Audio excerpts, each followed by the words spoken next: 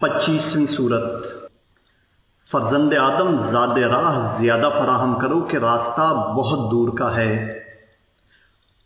اور کشتی کو درست رکھو کہ سمندر بہت گہرا ہے، بوجھ کو ہلکا رکھو کہ صراط بہت باریک ہے،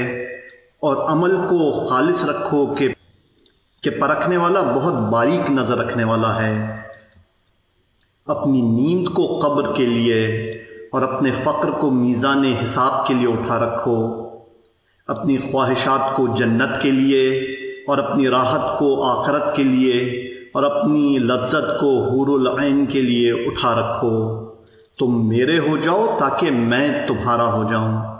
دنیا کو حقیر سمجھ کر مجھ سے قریب ہو جاؤ، اور فاسقوں سے نفرت اور نیک کرداروں سے محبت کر کے جہنم سے دور ہو جاؤ، کہ اللہ نیک عمل کرنے والوں کے اجر کو ضائع نہیں کرتا۔